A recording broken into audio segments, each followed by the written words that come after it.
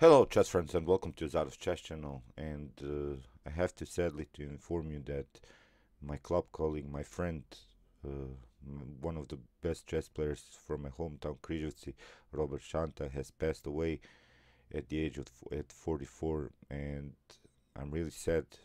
I cannot believe that it happened. We were playing for the same club, and he was the fifth board.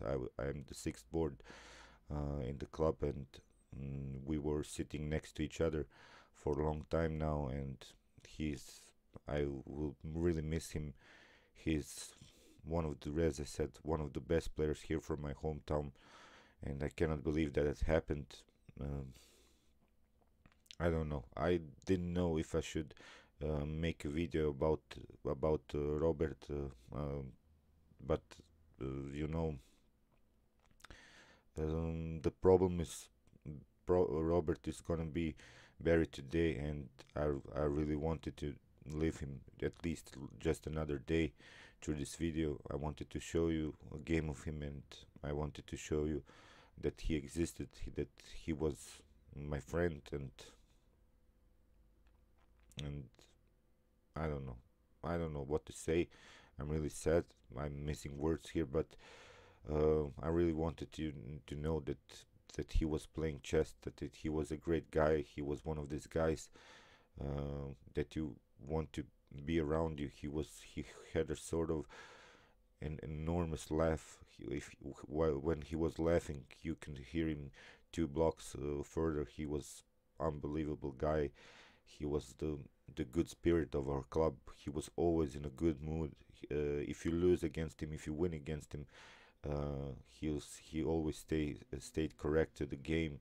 He was, I don't know, an unbelievable guy, as I said. And I have to tell you, while we were playing for the club, he was working as a security guard, and sometimes he worked the night shift from 7 p.m. to 7 a.m., and then he went with us with the club, and without sleeping he managed to play 2 games for 4 hours. So his dedication to the chess was unbelievable.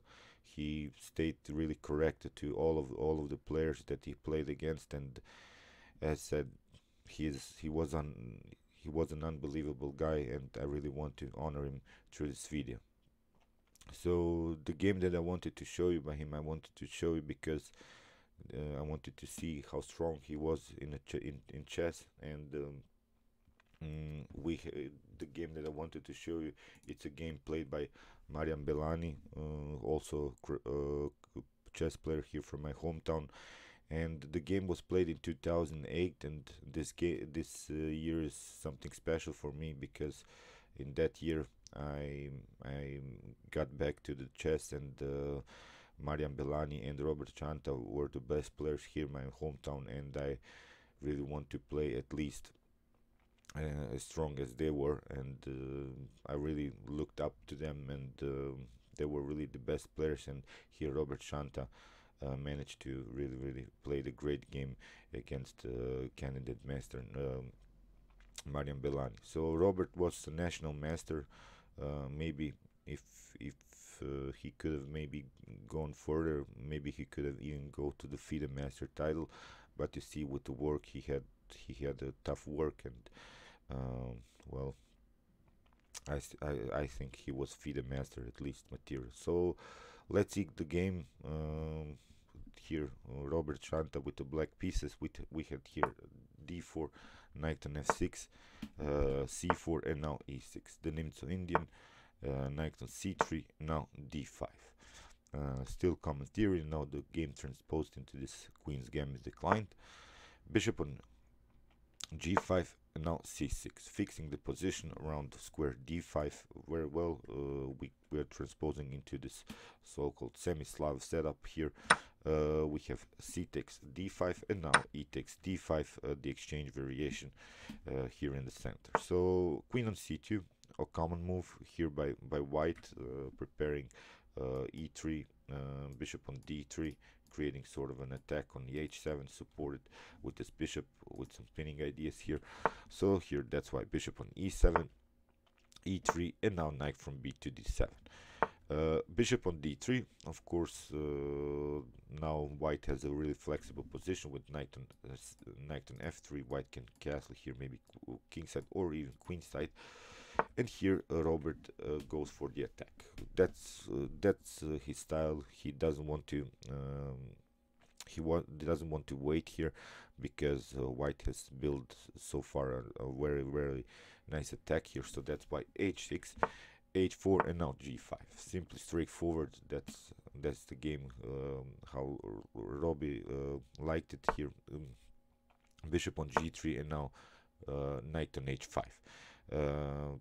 Challenging really this bishop here. After knight on f3, knight takes on g3, h takes g3, and now Robert has maybe here this weaknesses on light squares, but continues the game with the bishop pair, so on equal position so far.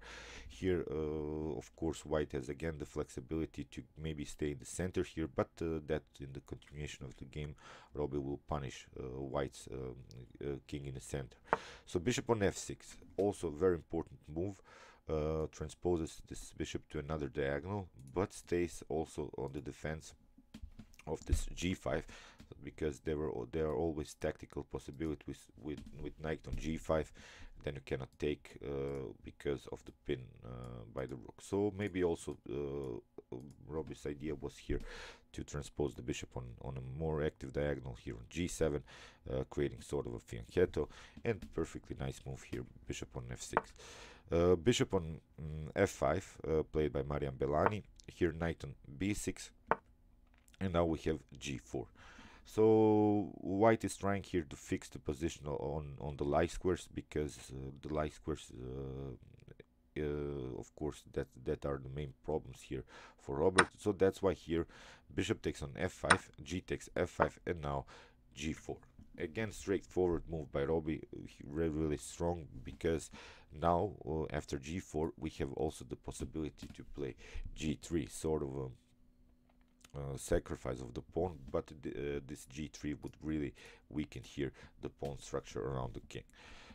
That's why here knight on d2, now queen on d7, also very strong idea. Now black has also the flexibility maybe to stay with the king in the center, but also to castle here queenside, or even in some occasions, if the position allows it, kingside. So very nice flexibility here played by Robi. Here knight on b3 was played, and now queenside castle. And okay, let's see now, evaluate the position a little bit. Black has finished the development. You see, it's not so easy here for white to castle even queenside, because as said with g3, this e3 would be the main target of black's attack. So here a4 was played, too aggressive play here maybe by Marian Belani. I think he goes straightforward, but his king is really under danger here. Robi finds, of course, the best continuation, and it's the move g3. Knight on c5 was played, queen on e7, getting, of course, the queen on the same file where the king is. When the position changes here in the center, we can always create a dangerous attack on this e3 pawn. Queen on d3. Now we have rook on e8, also very strong move, leaving this h6 pawn hanging, but our main goal is, of course, g takes f2, king takes f2, and then bishop on g5, attacking this e3 pawn. b3 played by white, here bishop on g5. Now we have knight on d1, and you see it's basically here better position for black, because white has lost the rook connection. White has an endangered king in the center. Black has very nice activity with the pieces. The rook and the queen are on active files. The bishop is on an active square. This knight can always be removed here. Maybe knight on d7, knight on f6, knight on e4, also creating sort of an outpost here. So really nice position here by Robi. G takes f2, we have king takes on f2, now knight on d7, knight takes on d7, and now queen takes on d7. You see, this knight here was fixed really nice by white, so at least we got rid here of a very nice active piece by white. After knight takes on d7 and queen on d7, now we have a really nice position here by black, still continuing the game with a very nice attack on this e3 pawn. Rook on h3. Now rook on e4, a very strong move, fixing the position around this e4 square, which is the main weakness, because white has here, of course, the backward pawn and also a weak square in the position on e4. Rook on e4, very nice rook lift here. So knight on rook on f3 was played, rook on e8, connecting the rooks on the e file. Now we have b4, trying here to open somehow the position, but I think it's a little bit too slow here, the attack by white. Here king on b8, getting the king out of the way, maybe on this open c file. So prophylactic move here played by Robi. Rook on c1, queen on d6, getting the queen on the dark squares. On the dark squares we have the main control here, and again a very nice move by Robi. B5. Now c takes b5, a takes b5, and now rook on g4, creating here a dangerous threat with bishop on h4. G3, h5. Of course we are trying to get rid of this pawn because we want to activate the bishop with the move h4. Knight on c3, and of course h4. Knight on e2, we have h takes g3, and now king on g2. And you see, this is now white's problem. We have again a flexible attack. We can go maybe rook on h8, rook on h2, with the support of this pawn. Again, the e3 weakness is still present. Rook from g to e4, attacking this pawn now on e3. Again, I'm pointing out this was the main weakness, and Robi played here very well positionally.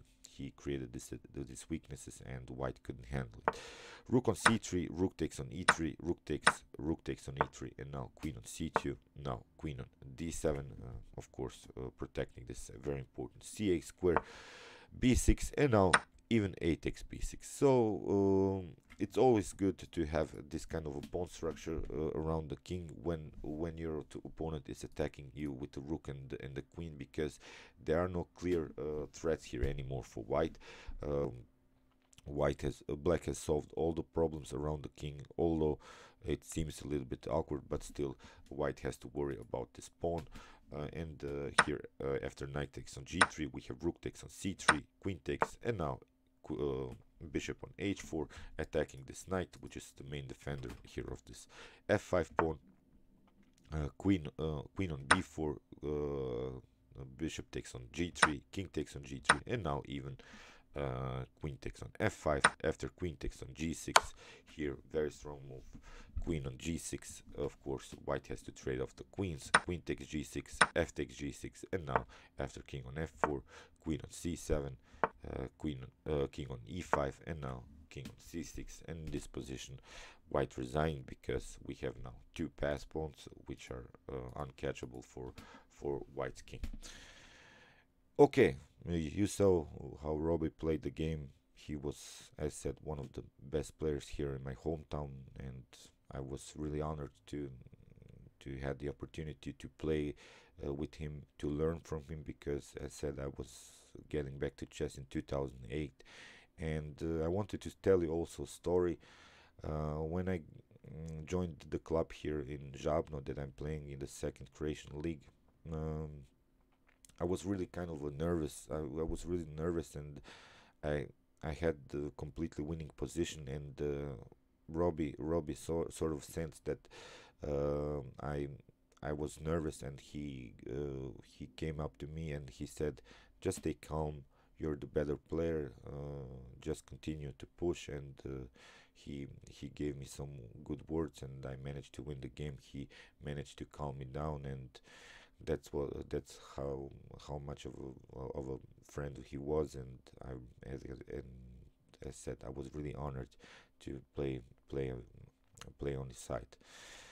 Okay, I hope you enjoyed this game by Robi Shanta. He's gonna, as said, he's gonna be buried today, and at least we're trying to make him live at least this one day. And as said, I'm really sad. I hope you understand that I couldn't make this video just like that. It was hard for me, and as I said, I didn't know if I should do it or not. But I think I wanted to honor here my best friend from my chess club. And okay, thanks you for watching, guys, and see you soon with some more chess. Rest in peace, my friend Robbie.